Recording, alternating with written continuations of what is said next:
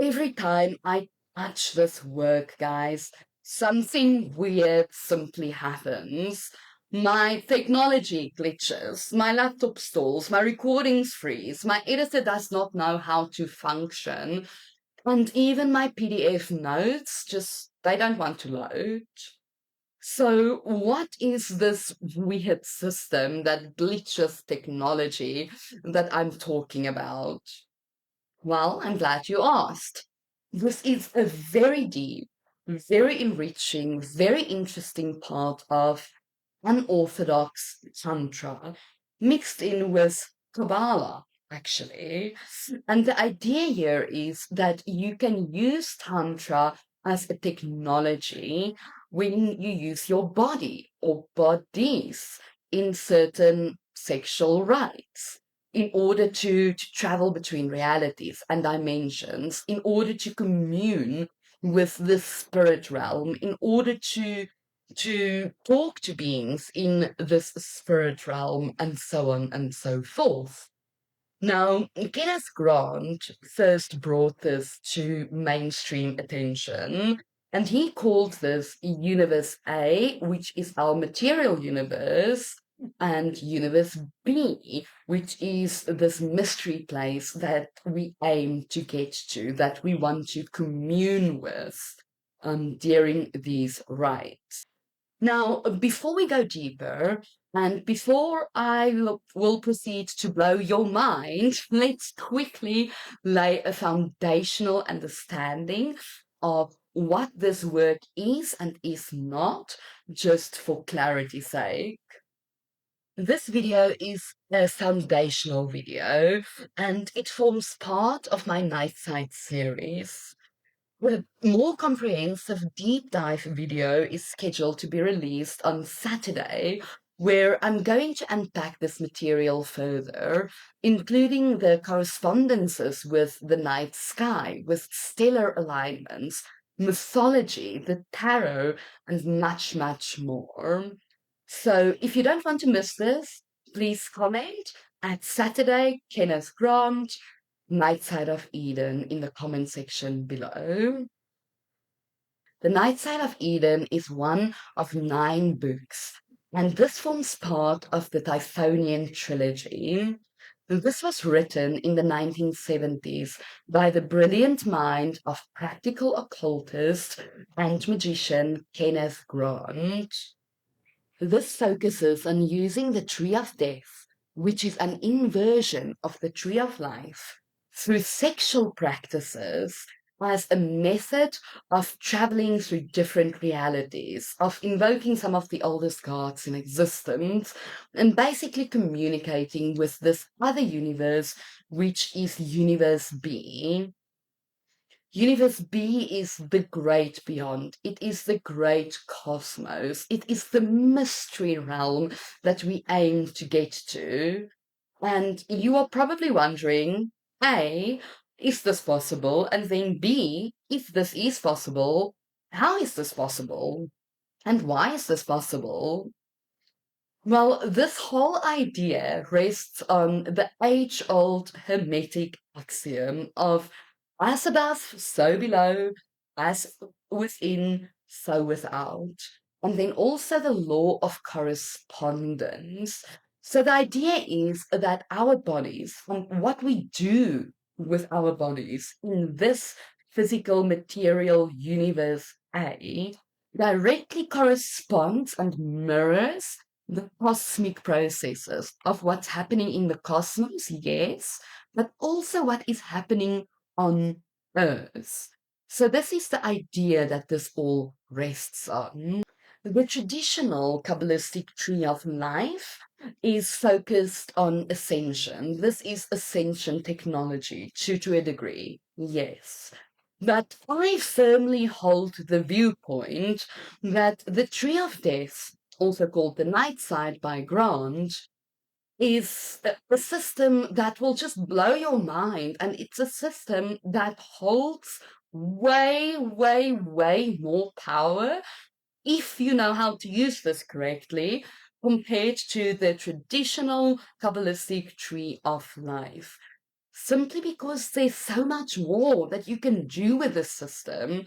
So why stay stuck on one system if there's this broad whole universe that you can explore and basically do anything with? Now, obviously, this does not come without its obvious dangers. There are a lot of dangers associated with the Tree of Death, with the Climb Path, and we will unpack them as this series unfolds, because there's ways and means of navigating them. There's ways and means of never running into these dangers. There's a high focus on what Grant himself calls, quote, deviant sexual practices. So you might want to ask yourself why, or you are probably asking yourself, why is there this hyper focus on deviancy instead of just normal union? And what does that even mean? And where is the line in this whole statement? Well, the reasoning actually goes back to our psychology, guys. Our psychology says that we need to get in touch with the deeper parts of ourselves, the parts that we haven't acknowledged, the parts that hold trauma as well, the parts that hold shame as well, the fantasies we do not want to admit that we have. And when we do that, we understand ourselves. Now that we understand ourselves, we can act this out in a certain way, taking into account the ritualistic correspondences of timing, the northern sky, and so on and so forth. And we can take this deeper understanding that we have of ourselves, and we can interact with it in a sexual manner in order to use that sexual manner as a bridge to travel from this universe A to this universe B. It's almost like saying that you've done the deep work now, and now because you've done the deep, messy work that nobody gets and wants to do, you get to experience this whole other place, this new dimension. This is essentially what it's saying.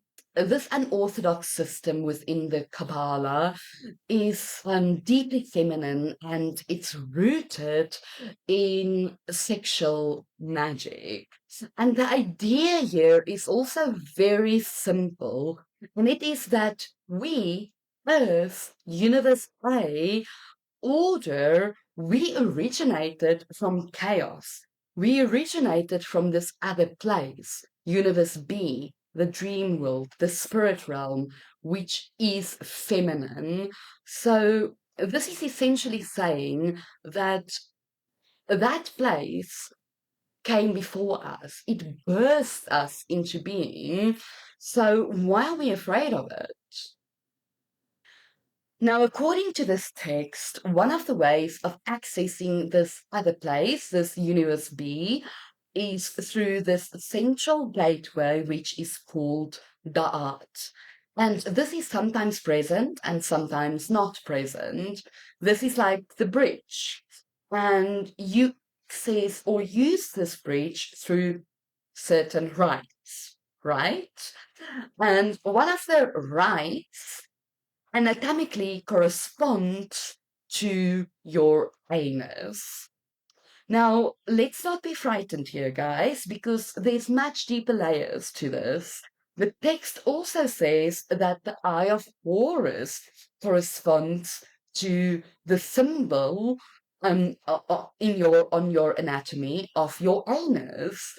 And we do know that the eye of Horus maps onto the physical structures of your brain, and when it maps onto those physical structures, it overlays the pineal gland, which is your third eye.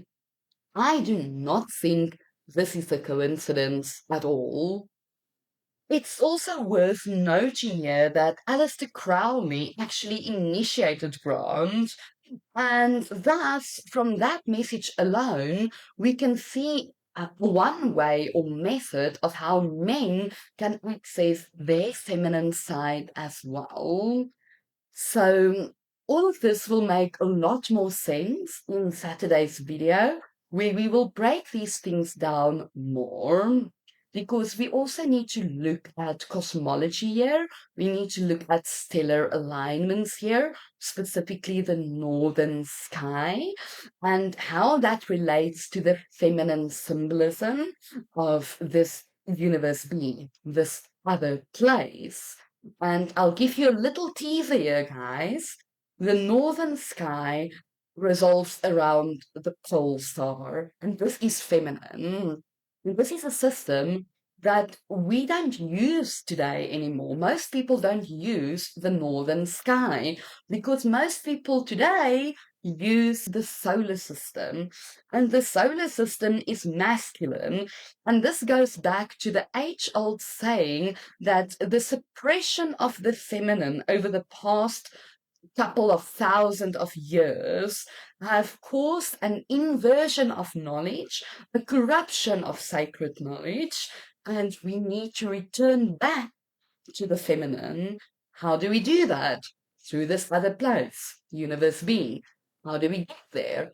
Through a magnitude of different sexual practices, which do not all resolve around your anus.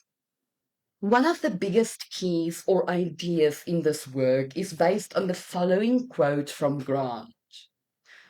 The abyss typifies the primal mother in space. Now, this literally shows us that the night sky is the spirit realm and also outer space. And you need to cross the abyss, which is actually space, to get into space, outer space. Now, how do we space travel today? If we want to physically root this in actual phenomenon, how do we physically space travel today? Well, we use rockets. And if we look at a rocket, what do we see? The symbology of a rocket. What does that mean? Well, A, it's symbolic of the phallus symbol, and B, it's obviously symbolic of kundalini, because it's the fire snake, right? Okay, now look at this following passage.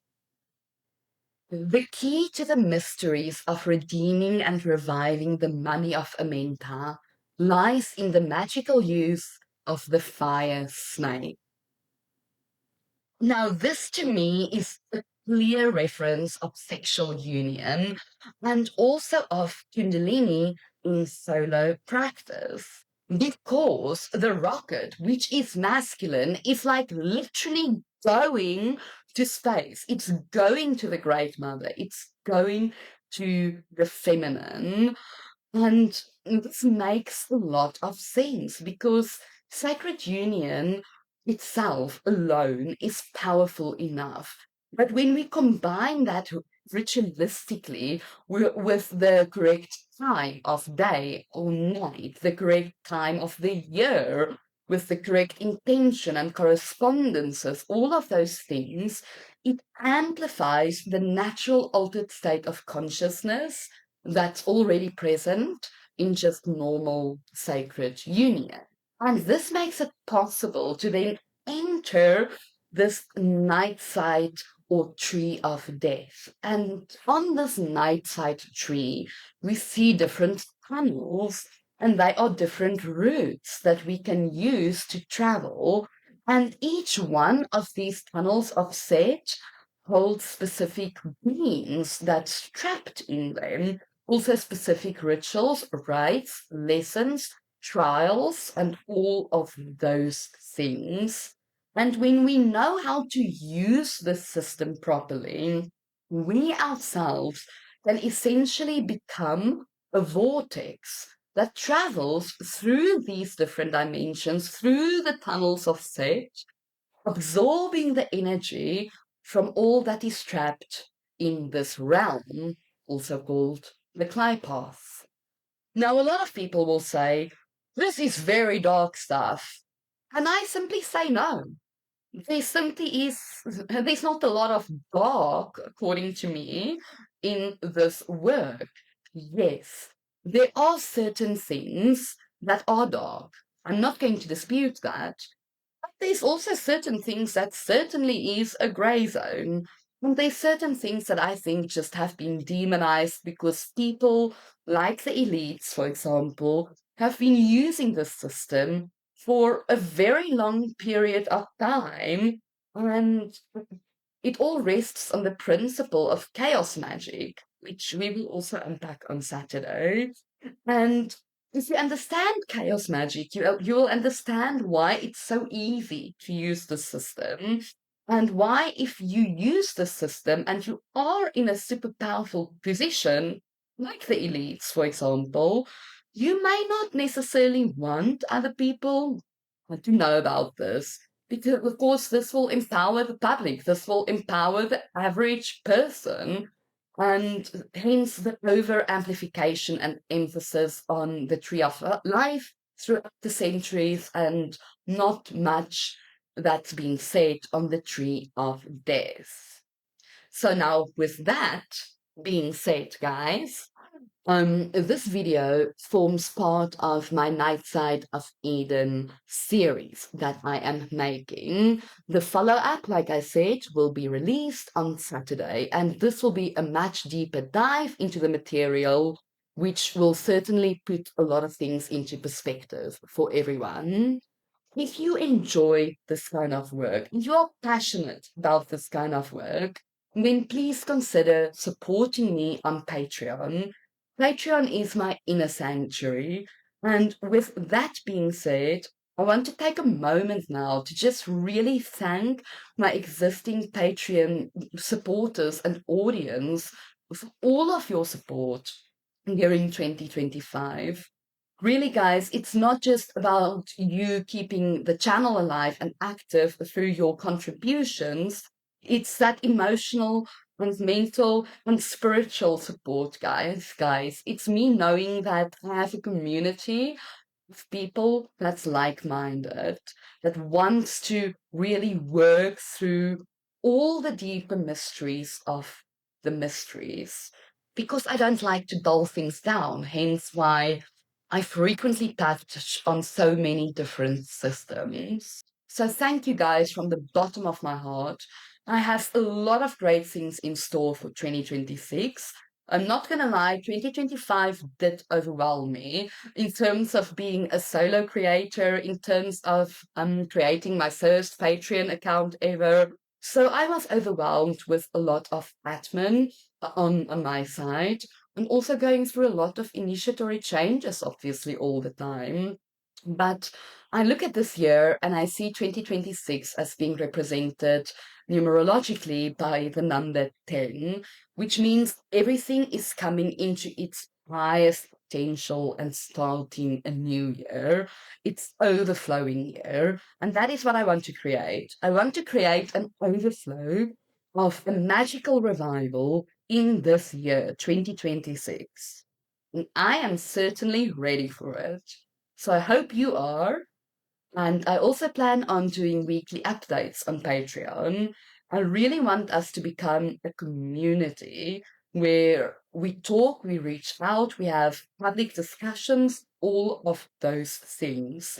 Because this is the only way that texts like this, that mysteries like this, will not be suppressed anymore when people start to openly converse about this, to have a dialogue about this and other things. So, with that being said, I want to leave all of you with this very powerful quote from Aleister Crowley. Ponder on it, think about it, and assign meaning to it. Every man and every woman is a star,